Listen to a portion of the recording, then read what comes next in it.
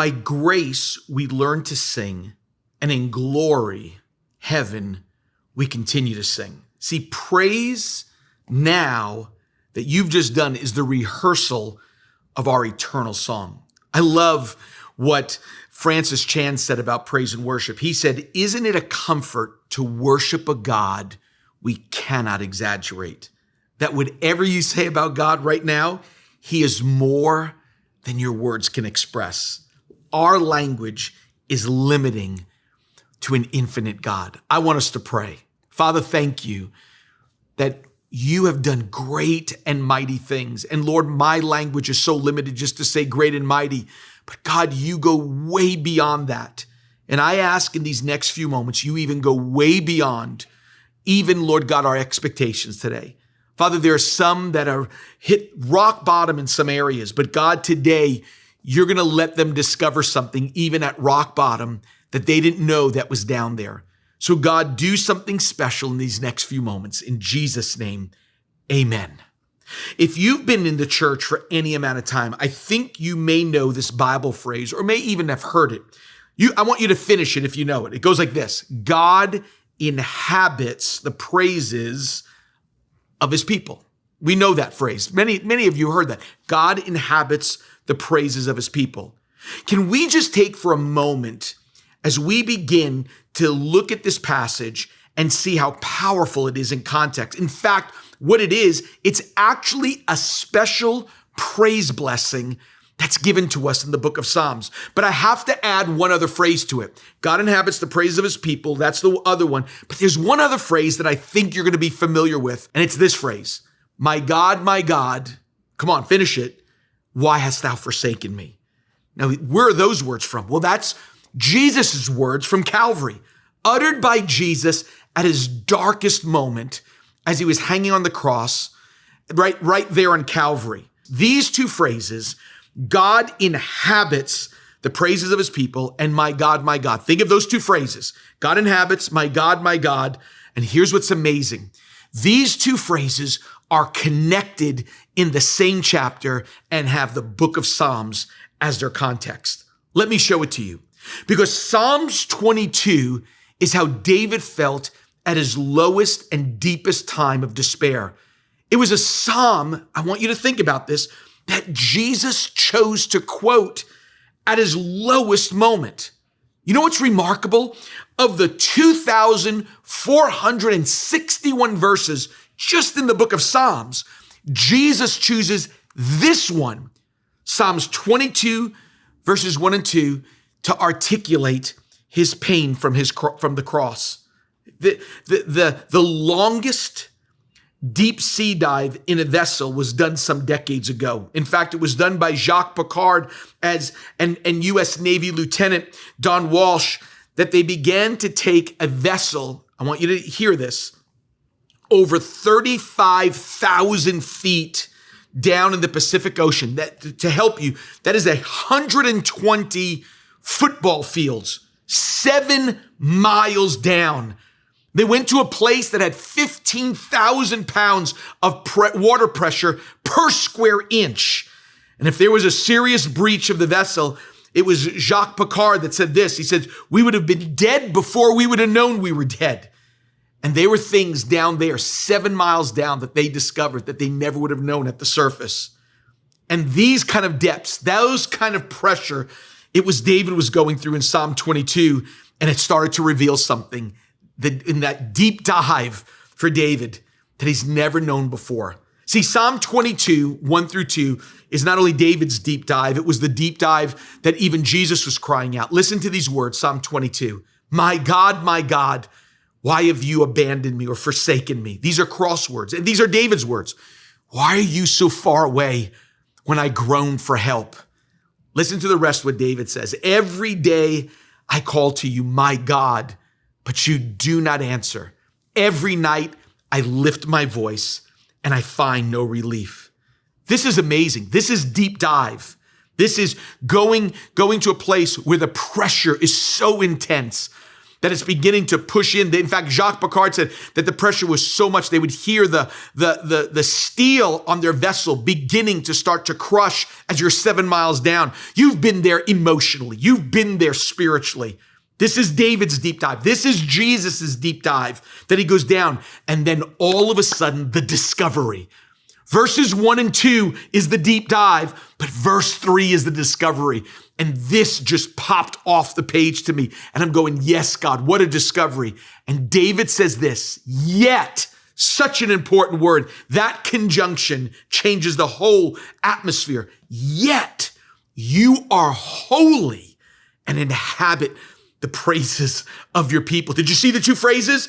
My God, why hast thou forsaken me? And God inhabits the praises of his people. Think of that phrase again. Yet you are holy. Those transitional words began to come alive to me. In fact, it is a pronouncement of who God is, regardless of what David was facing. Or another way to say it, it's this.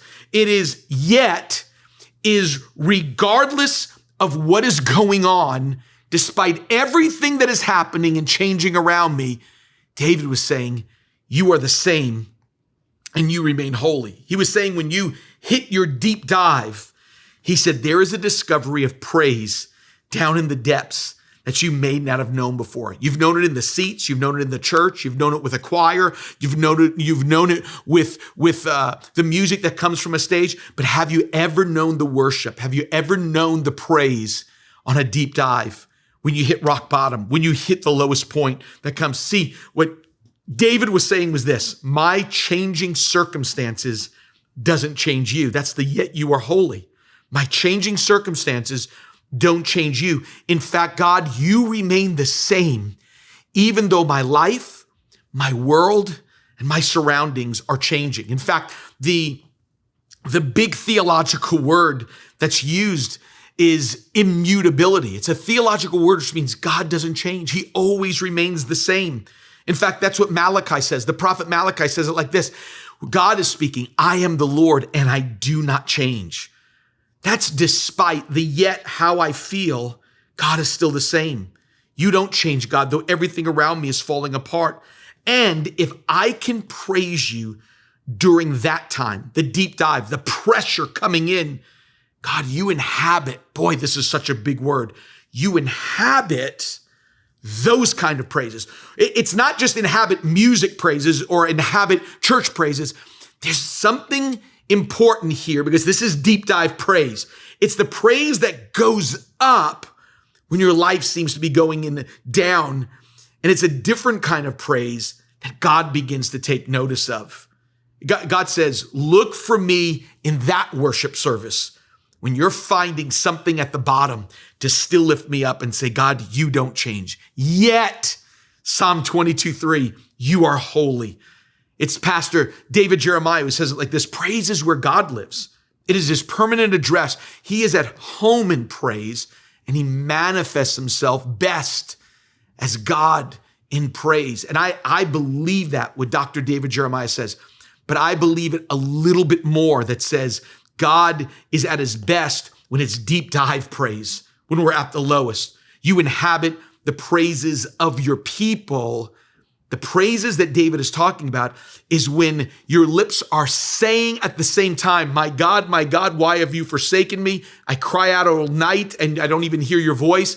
And out of the same mouth, the same time, the same night, he's announcing to God, yet you are holy. You are God and you change not. God was saying, when you praise in those conditions, I not only show up, I hang out with you at that point. In fact, that's what the Hebrew word inhabit actually means. It means to sit down, recline, and relax. God is saying, I find myself wanting to sit with you, listen, and take it all in and enjoy it with you. Or I could say it this way, when you praise in the dark, God draws close and stays along. Let me say those words again. When you praise him in the dark, deep dive, God draws close and stays long. Or as one person, he said it like this, God shows up in his fullness when you praise him from your emptiness, because that is when you truly have room for him. Boy, that's powerful. See, here's the part that I want you to get. God always recognizes songs sung by saints on earth. Pastor Tim, why? Why is that? Why? Because these are different from the songs that he hears 24/7 for eternity in heaven with angels. This is so important for us to get. See, the songs that are sung by the angels are not the same as the songs of the redeemed. Angel songs and the redeemed, you and me, they're just not the same.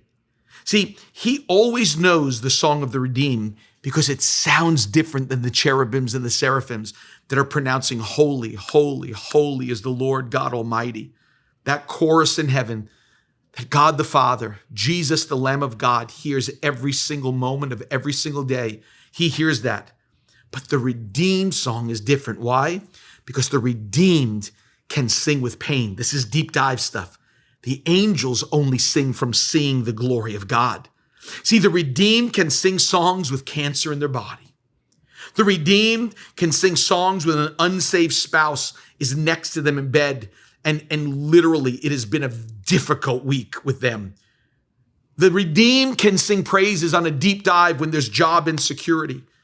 The redeemed can sing songs when there's a wayward child and it's a deep dive and you're going, I found at the very bottom that there is a praise that God is still holy. See, the redeemed can begin to sing when a child is caught even in addiction. When the songs were sung today, they lifted their hands and said, my life is in trouble, but you're still the same. That's what some of you did from your living room. That's what some of you did with your iPad out, and you're looking at that and going, like, all around me, all around this house represents some difficulty, but I'm still able to say, yet you are holy. Or as one person said it like this, when we lift our voice to worship Jesus, the devil loses his voice. That's exactly what was happening. See, even now, think about it. Both as a church, as a city right here in New York City, and even in places around the world, we're in a season of deep dive. We're in a season of praise in spite of what I'm going through. We're in a season of yet you are holy praise around the world. It's praising God in the dark. See, the church doors are locked and closed. The sanctuary is not open. It's dark outside. It's a deep dive for globally, and yet we can still worship him, and yet he is still holy. These are the songs we are singing now. Singing about a steady God when everything around me is unsteady. I love what one person said. They said this. He says, there are two times to praise the Lord. And he said this, when you feel like it and when you don't. Any other time, you don't have to praise him. Well, basically what that means is David said it like this. Psalm 34:1, I will bless the Lord, you know the rest, at all times. Whether I'm in a church service and the doors are opened here after a long closing here because of a pandemic, or even when they're shut, I will bless the Lord at all times. His praise shall continually be in my mouth. This is such a good moment wherever you're at, just to lift your hands and say, yet you are holy. Despite what I'm going through, you are steady. I was reading through the Bible and realizing there was one man that wasn't able to do it on his deep dive. And the reason why he couldn't do it is because he forgot something that David didn't forget. And even Jesus didn't forget. And it was Jacob. Jacob in the book of Genesis, at his darkest moment, at his deep dive moment, couldn't give that kind of praise. See, Jacob's lowest time is in the middle of a famine.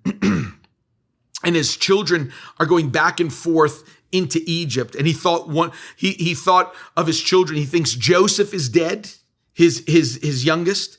He thinks Simeon is in captivity and probably dead in the hands of some Egyptian ruler, prime minister. And now his boys want to take Benjamin back, his youngest, to Egypt. And then Jacob says these words in his deep dive, wasn't praise. And I'm going to tell you why he couldn't do that, why he couldn't get to verse 3. It says in Genesis 42:36, their father Jacob said to them, here is Jacob's words in his deepest, in his lowest moment. You've bereaved me of my children. Joseph is no more, and Simeon is no more, and would take Benjamin here's this last phrase. Instead of it being a yet, God is still going to help us. It was all these things are against me. Let me say those words again. Listen to them. All these things are against me. That's what he says at the bottom. Nothing, Jacob, could be further from the truth. See, Jacob had no idea that what he was facing was literally being scripted for rescue and a reunion. That was actually a dark time. In their dark time was being orchestrated to get the family back together, to rescue them from famine and to bring a reunion of the family. All these things are against me, Jacob? In actuality, your son Joseph is on the throne and directing this reunion. He has no idea Joseph is on the throne. What a misinterpretation, Jacob, because Jacob didn't know who was controlling and who was on the throne. His son Joseph was on the throne. That's what makes the book of Acts so critical even in this time. See, denominations will skip the ascension in Acts 1 to get to the gifts in Acts 2, but I need Acts 1 for my deep dives and to make it in life. We need to know why Acts 1, the ascension of Jesus, going to heaven, seated at the right hand of God the Father, is so important. What's so important about it is we have Jesus on the throne, like Joseph was in the book of Genesis, scripting our story. All these things could be against us. I've got Jesus on the throne. He's scripting everything. That's what makes one of the most powerful verses, I think, in the Old Testament, in a deep dive moment for the prophet Isaiah. It's Isaiah 50, and I want you to listen to a man that feels like he's doing everything right, but comes down all the way, his 7-mile dive all the way down. He says this, listen to Isaiah 50, verse 10.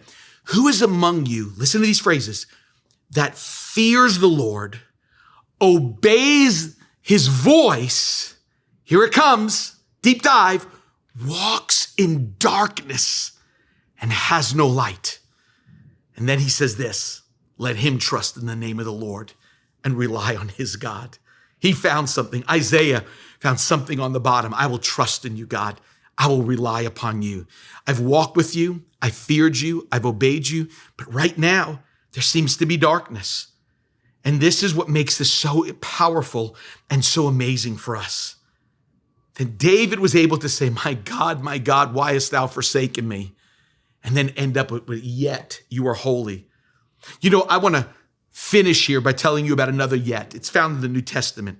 I want to go from David's yet, his conjunction, to Paul's in Romans chapter 8. See, the Apostle Paul has one of these yet moments in Romans 8, much like David's yet, Psalm 22:3.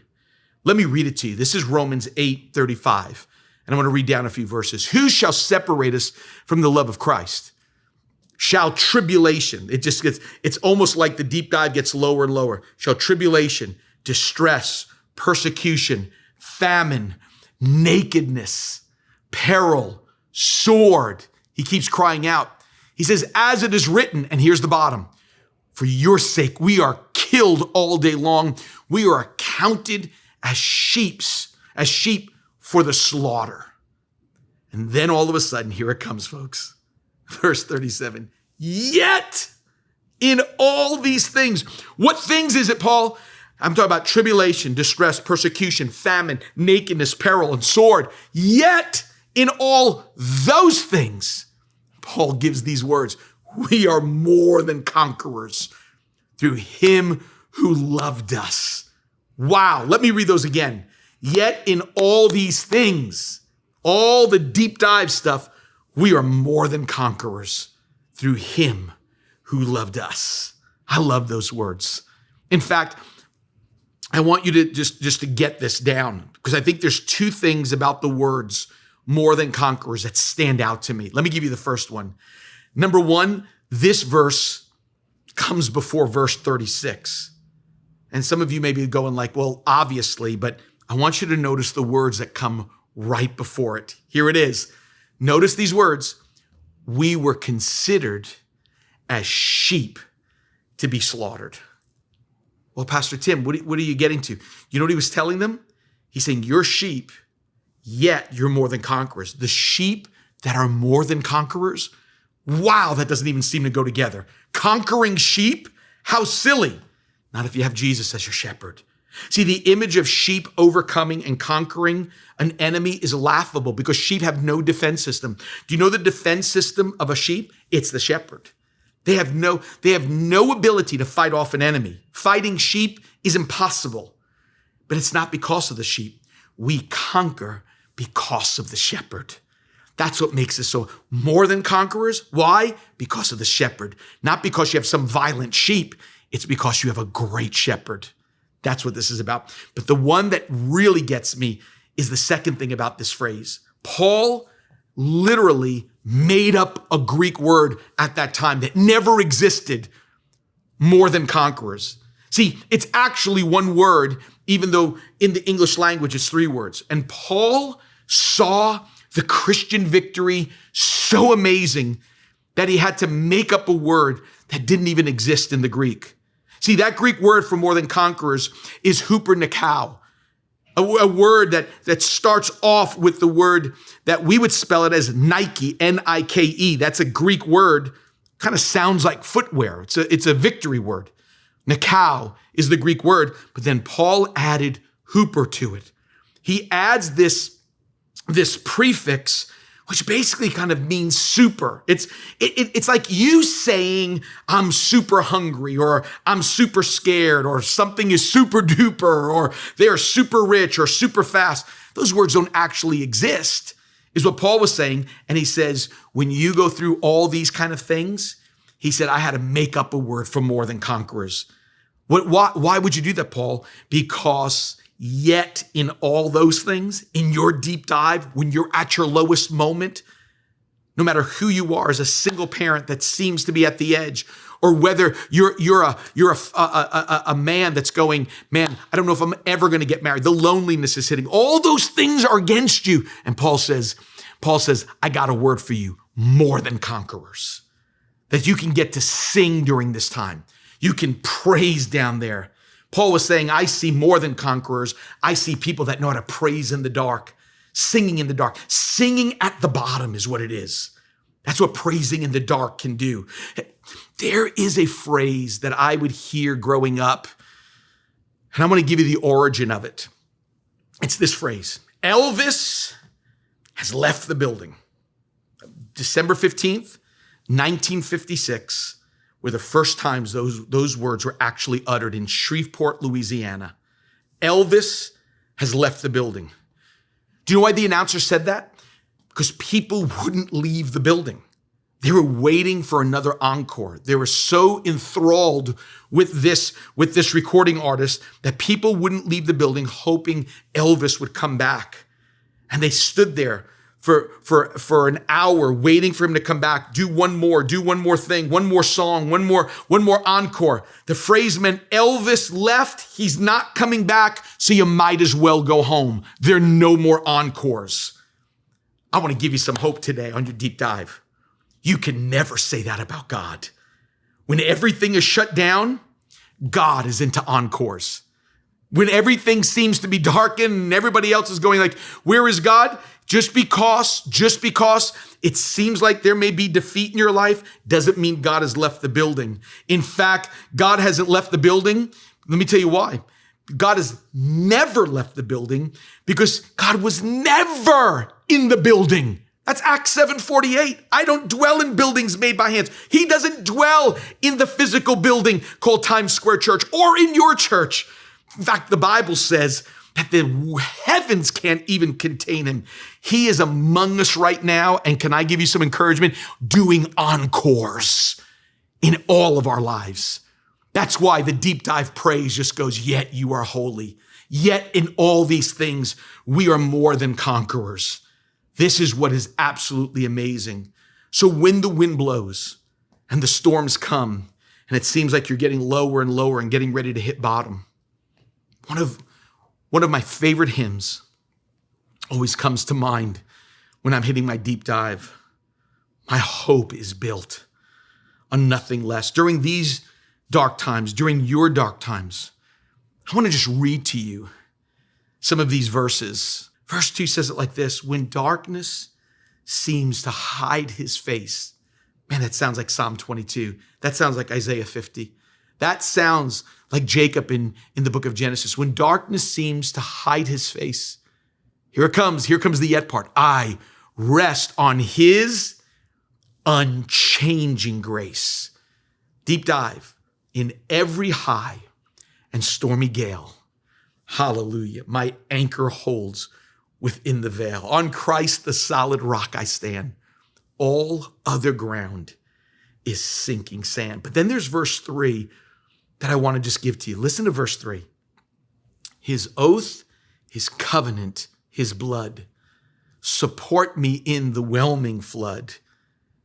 When all around my soul gives way, he then is all my hope and stay.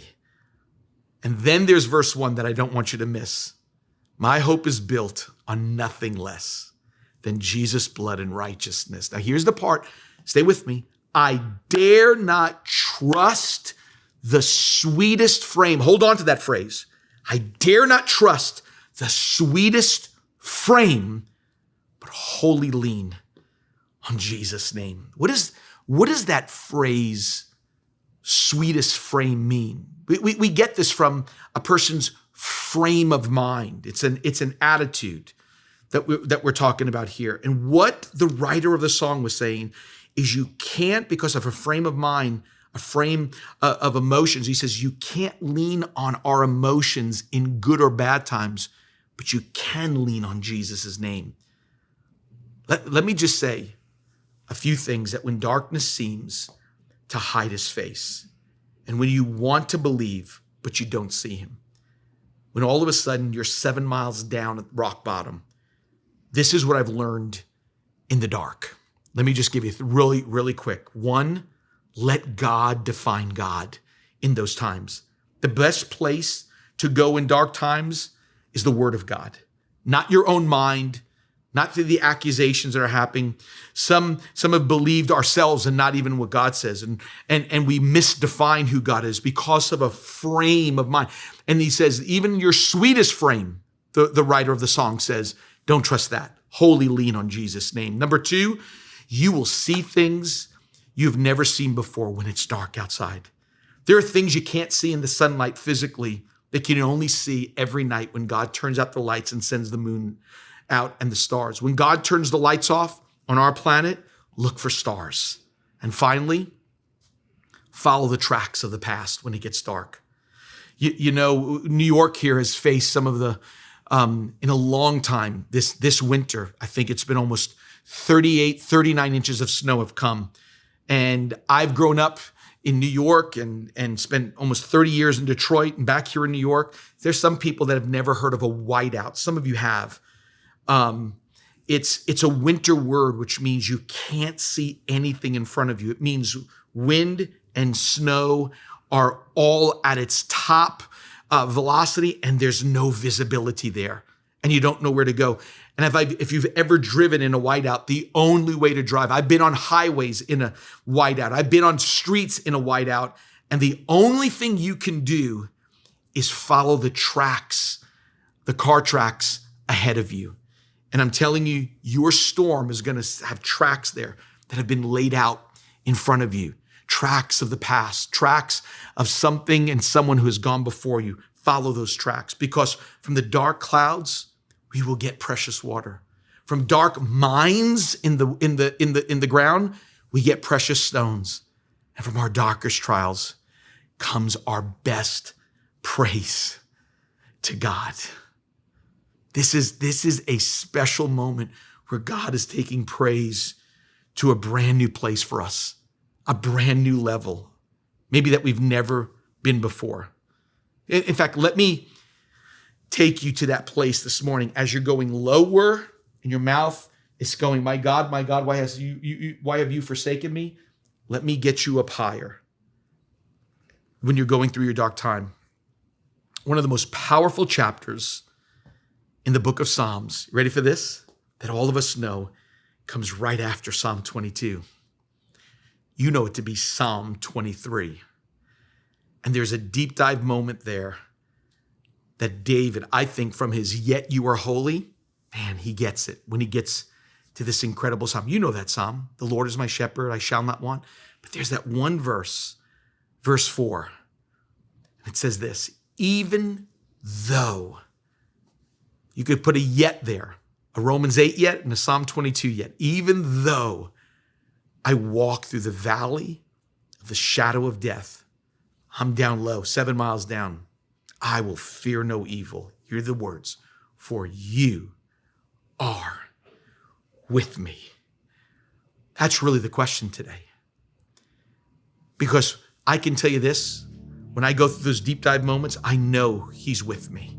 I don't have to fear evil. I don't have to fear man. I don't have to fear consequence. I don't have to fear accusation. And I don't even have to fear even intimidation from man. When I walk through the valley of the shadow of death, I fear no evil. Why? Deep dive and a discovery, you are with me, God. But there are people that are listening today that maybe someone will send you this link. Maybe you're listening to this on a Sunday, that you've found Times Square Church. But maybe you're not able to say, you are with me, for you are with me.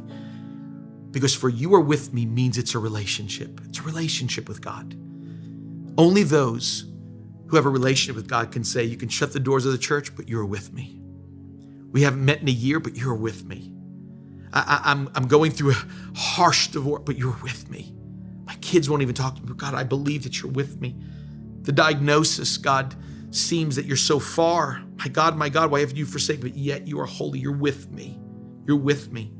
Pastor Tim, how can I know that today? How can I know that God is with me today? How can I come to that place to know that God is with me? It's by having a relationship with him. Now remember, I want to talk to you about how God will be with you by coming inside of you. But when we finish praying, don't turn this off, because we're going to go ahead and do a deep dive praise. We're going to praise him in the dark today. In fact, we're going to sing that song, My Hope is Built on Nothing Less. But I'm so interested right now for those that can't say with confidence, you are with me, God. That phrase is a relationship word, and Jesus describes your relationship with him not as a religion, but he describes it as a relationship.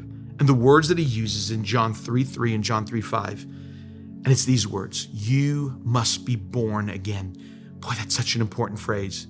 Because when you're asking the question, how do I know God is with me? You have to be born again. How do I know I'm going to heaven? You have to be born again. How do I know that God is with me in a deep dive? You have to be born again. Pastor Tim, the biggest question is, how do I know I'm born again? Because if I was to ask you the question, let's take the ultimate question.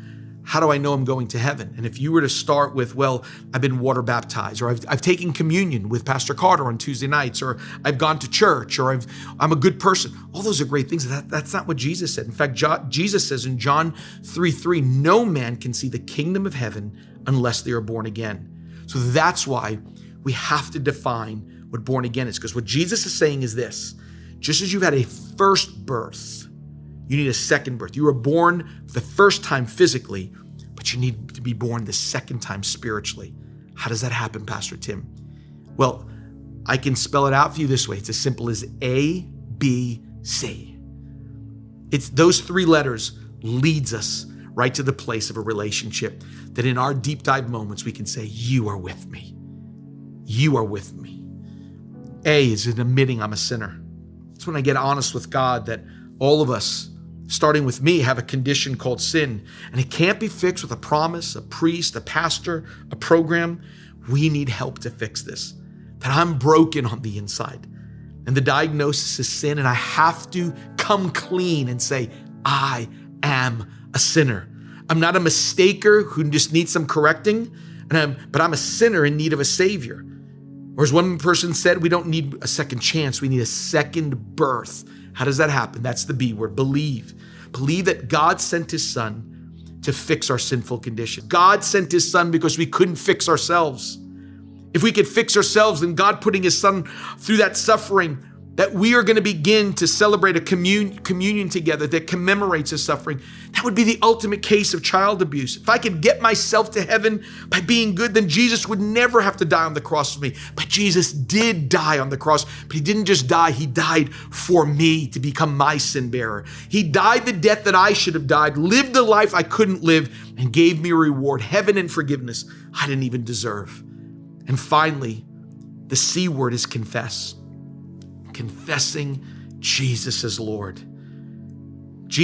God didn't send Jesus to die on the cross just to simply get people inside of a church building or to watch something on a computer, a church service on a computer for an hour. God's goal was not to get you to church. God's goal was to get you to heaven. Coming simply to church on a Sunday is a religion. Being born again is a relationship. It happens every day. God doesn't just want Sundays. He wants every day. And that's why Romans 10:9-10 says that we are, when we come to him, we're not coming to a place, we're coming to a person. And that person is Lord, in charge, the boss, confessing him as Lord. And this is where God wants to do that work inside of you. And that can happen right now. You can say on every deep dive Monday, every deep dive weekend, every time you're facing one of those moments, like David says in Psalm 22, like Jacob talked about, like Isaiah spoke of, Paul speaks about in Romans 8, yet you are with me.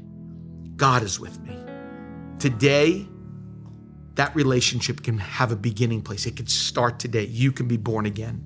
Wherever you're at, wherever you are right now, around New York City, around this country, even around the world.